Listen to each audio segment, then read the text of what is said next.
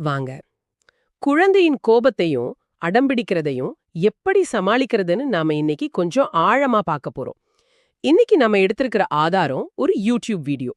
ஒரு கொரியன் டெக்னிக்க வச்சு ஒரு குழந்தையின் கோபத்தை வெறும் 60 செகண்ட்ல எப்படி அமைதிப்படுத்தலான்னு இது விளக்குது. இந்த மாதிரி ஒரு சூழலை கொஞ்சம் கற்பனை பண்ணி பாருங்க. நீங்க உங்க குழந்தைக்கு ஒரு நீல நிற கப்ல பால் கொடுக்குறீங்க. ஆனா அவங்க திடீர்னு எனக்கு இந்த நீல நிறம் வேணாம், அந்த நீல நிறம் தான் வேணும்னு கத்த ஆரம்பிக்கிறாங்க. உங்களுக்கும் இந்த மாதிரி நடந்திருக்கா? இது எல்லா வீட்லயும் நடக்கிறது தான். ஆமா.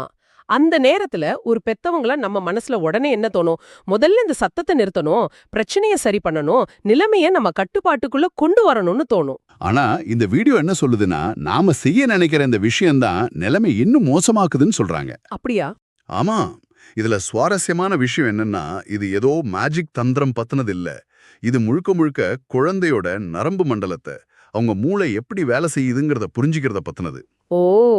இந்த வீடியோ சொல்ற முறைப்படி நாம நிலைமையை கட்டுப்படுத்த நினைக்கிறத விட்டுட்டு குழந்தையோட இணைய முயற்சி பண்ணும்போது வெறும் 60 வினாடிகள்ல ஒரு பெரிய மாற்றத்தை கொண்டு வர முடியுமா? 60 வினாடிகளா? ஆமா. இதுக்கு அடிப்படையா அவங்க சொல்றது ஜாங் அப்படிங்கிற ஒரு கொரியன் கான்செப்ட். சரி. அதாவது உணர்ச்சி பூர்வமான ஒரு இணக்கம். சரி. இது இன்னும் கொஞ்சம் ஆழமா பார்க்கலாம்.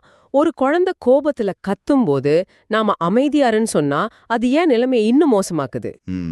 நாம அவங்கள திருத்த முயற்சி பண்ணும்போது, இல்ல கொட்டின பாலுக்காக அழாதன்னு அறிவுரை சொல்லும்போது, இல்ல அடட்டி சும்மாருன்னு சொல்லும்போது. ஆமா, அப்படி பண்ணும்போது அவங்க மூளை அது ஒரு ஆபத்தா பாக்குதாம். சரியா? கரெக்ட். இத கொஞ்சம் அறிவியல் பூர்வமா பார்த்தா இன்னும் நல்லா புரியும். குழந்தையின் மூளையில அமிக்டாலான்னு ஒரு பகுதி இருக்கு.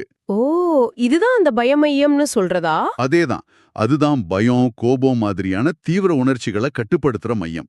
நாம அவங்கள அதட்டும் போது அந்த பய மையம் தூண்டப்படுது. அது ஒரு ஃபயர் அலாரம் மாதிரி. ஃபயர் அலாரமா? ஆமா.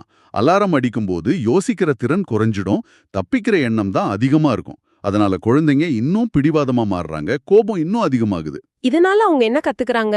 2 விஷயம் கத்துக்கறாங்க. ஒன்னு, பெரிய உணர்ச்சிகள் ஆபத்தானவை, அதையெல்லாம் காட்டக்கூடாதுன்னு நினைப்பாங்க.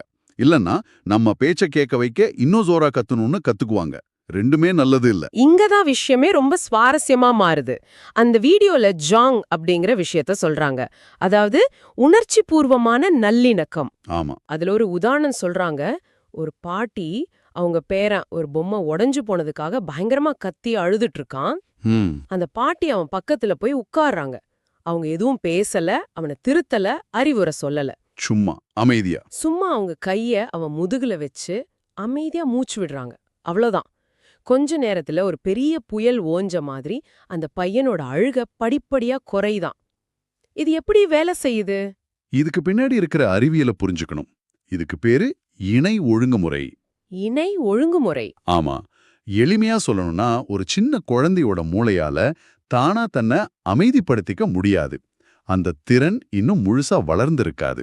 சரி. அதனால அது என்ன பண்ணும்னா, பக்கத்துல இருக்கிற பெத்தவங்களோட அமைதிய கடனா வாங்கும். அமைதிய கடனா வாங்குறதா? ஆமா. நீங்க அமைதியா நிதானமா இருக்கும்போது உங்க நரம்பு மண்டலத்தோட திலைத்தன்மை அவங்க நரம்பு மண்டலத்துக்கு பரவுது. உங்க அமைதியான மூச்சுக்காத்து, உங்க இதய துடிப்பு எல்லாமே அவங்களுக்கு ஒரு சிக்னல் அனுப்புது. என்ன சிக்னல்? பயப்பட ஒண்ணும் இல்ல, எல்லாம் சரியாயிடும்னு. நாம சீக்கிரம் சரி பண்ணணும்னு நினைக்கிறத விட இந்த மெதுவான நிதானமான இருப்பு தான் ரொம்ப வேகமா வேலை செய்யுமா. வாவ், இது கேட்கவே ரொம்ப ஆழமா இருக்கு. ஆனா ஒரு குழந்தை உச்சகட்ட கோபத்துல கத்தும்போது இதெல்லாம் ஞாபகம் இருக்குமான்னு தெரியல. அதுக்கு தான் இந்த ஸ்டெப்ஸ்.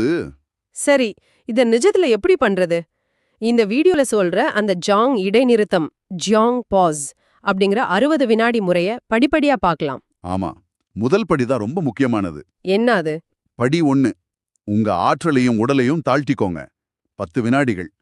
குழந்தை கத்த ஆரம்பிச்ச அந்த நொடியில நீங்க செய்ய வேண்டிய முதல் விஷயம், ஆழமா ஒரு மூச்சை இழுத்து உங்க தோள்களை தளர்த்திக்கிறதுமா. அப்புறம் அவங்களுக்கு மேல ஒரு கோபுரம் மாதிரி நிக்காம மண்டி போட்டு அவங்க கண்மட்டத்துக்கு குனியணும். ஓகே. இது ஒரு சின்ன விஷயமா தெரியலாம், ஆனா குழந்தையின் மூளைக்கு இது ஒரு பெரிய செய்தியா அனுப்புது. நான் உன்னை அதட்ட வரல, நான் உன் கூட இருக்கேன், நான் பாதுகாப்பானவன் அப்படிங்கிற செய்தி இது. சரி, அவங்க லெவலுக்கு குனிஞ்சாச்சு. அடுத்தது என்ன? இப்ப நான் பேச ஆரம்பிக்கலாமா? ஏன்னா அந்த அமைதி ரொம்ப சங்கடமா இருக்குமே. இப்போதைக்கு இல்ல. இங்கதான் நம்ம தப்பு பண்ணுவோம். படி 2, மௌனமான இணைப்பு.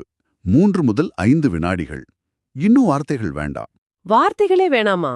வேண்டாம். மென்மையா கோபம் இல்லாம அவங்க கண்ணை பாருங்க.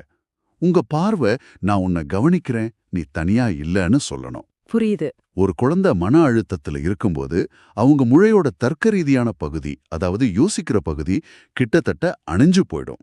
ஆனா உணர்ச்சி பூர்வமான பகுதி முழு வீச்சில் இயங்கும். ஆமா. உங்க அமைதியான பார்வை நேரடியா அந்த உணர்ச்சி பூர்வமான பகுதிக்கு ஒரு பாதுகாப்பு செய்தியா அனுப்புது. ஆனா ஒரு நிமிஷம், நான் அப்படி அமைதியா என் குழந்தைய முறைச்சு பார்த்தா அது அவங்கள இன்னும் பயமுறுத்தாதா? நான் அவங்கள கண்டிக்கிற மாதிரி அவங்க நினைக்க மாட்டாங்களா? இது ரொம்ப முக்கியமான கேள்வி. இங்க பார்வையின் தரம் ரொம்ப முக்கியம். இது ஒரு அதிகாரமான கண்டிக்கிற பார்வை கிடையாது. அப்போ இது ஒரு மென்மையான புரிதலோடு இருக்கிற பார்வை. உங்க முகத்துல கோபம் இல்லாம கனிவு இருக்கணும். நீங்க அவங்க கூட இருக்கீங்கன்னு உணர்த்துற பார்வை அது. சரி. அந்த 3 to 5 வினாடிகள்ல உங்க உடல் மொழி மட்டும்தான் பேசும்.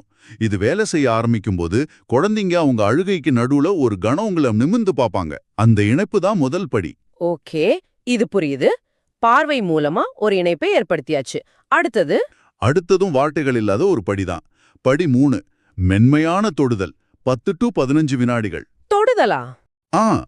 உங்க உள்ளங்கைய மெதுவா அவங்க தோள்லயோ இல்ல முதுகுலையோ வைக்கலாம். இந்த தொடுதல் ரொம்ப ஆதரவா இருக்கணும். சில குழந்தைங்க உடனே ஏத்துக்குவாங்க, சிலர் கொஞ்ச நேரம் எடுத்துக்குவாங்க. ஆனா சில குழந்தைங்க கோபமா இருக்கும்போது தொடவே விட மாட்டாங்களே, தள்ளி விடுவாங்களே, அப்ப என்ன பண்றது? மிக சரியான பாயிண்ட். அந்த வீடியோவும் இத தெளிவா சொல்லுது. குழந்தை தொடுதலை விரும்பலனா கட்டாயப்படுத்தக்கூடாது. அப்போ விலகி வந்துடணுமா? இல்ல. அவங்க தள்ளி விட்டா பரவாயில்ல. நீங்க உங்க கையை எடுத்துட்டு, ஆனா அதே இடத்துல அவங்க பக்கத்துல அமைதியா இருங்க. இங்க தொடுதலை விட முக்கியம் உங்க இருப்பு. பிரசன்ஸ். ஆமா. நீங்க அவங்கள விட்டுட்டு போகல, அந்த கஷ்டமான நேரத்துல அவங்க கூடவே இருக்கீங்கன்றது தான் அவங்களுக்கு போக வேண்டிய செய்தி.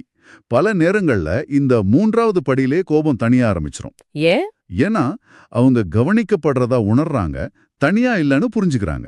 சரி, இப்ப கிட்டத்தட்ட 30 வினாடிகள் முடிஞ்சது. குனிஞ்சாச்சு, அமைதியா பார்த்தாச்சு, தொடுதல் மூலமாவோ இல்ல பக்கத்துல இருந்தோ ஆதரவு கொடுத்தாச்சு.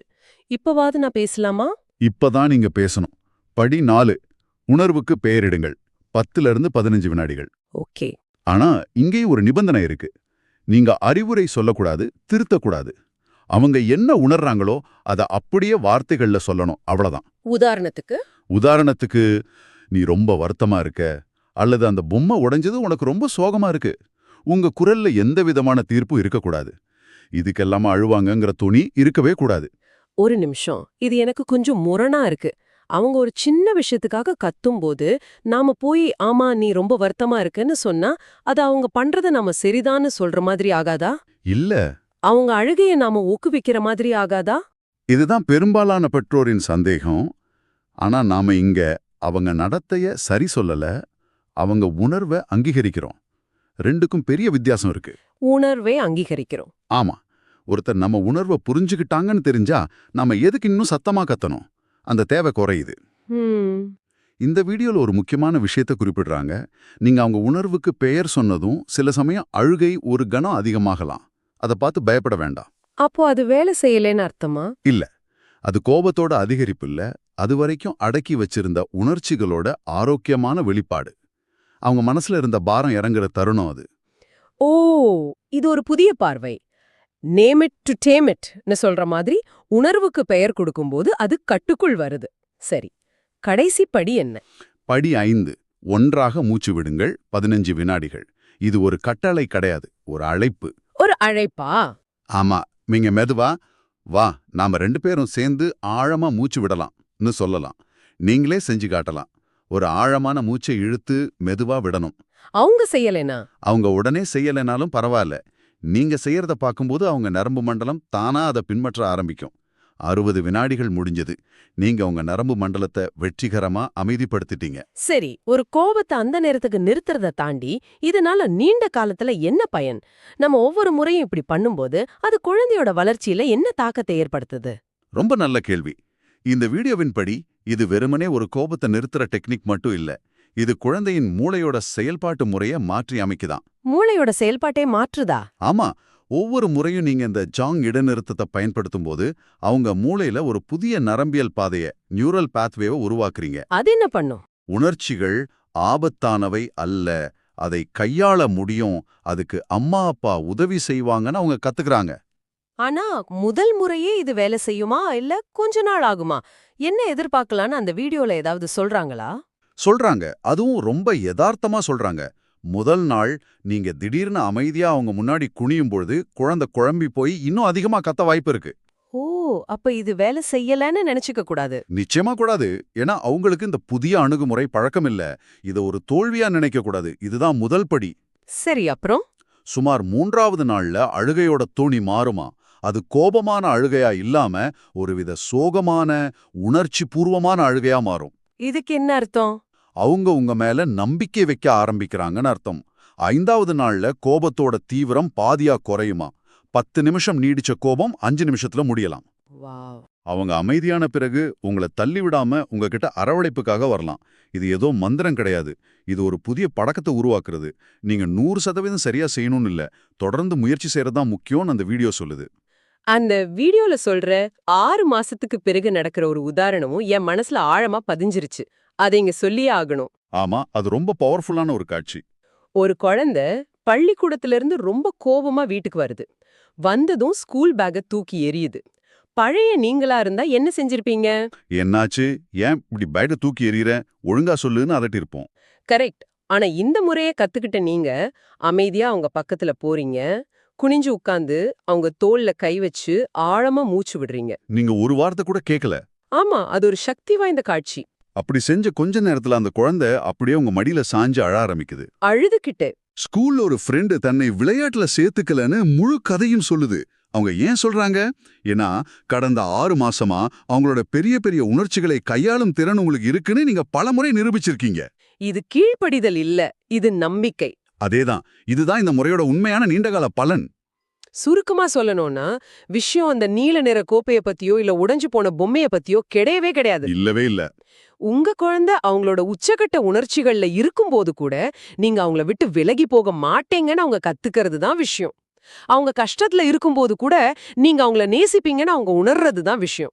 ஆமா, நீங்க அவங்களுக்கு ஒரு நிலையான தளம், ஒரு பாதுகாப்பான துறைமுகம் மாதிரி ஆகுறீங்க. கரெக்ட். இந்த விவாதத்தோட இறுதியில உங்களுக்காக ஒரு சிந்தனையை விட்டுட்டு போறேன். சொல்லுங்க. இந்த ஆதாரம் முழுக்க முழுக்க சொல்றது குழந்தை கோபமா இருக்கும்போது பெற்றோர் அமைதியா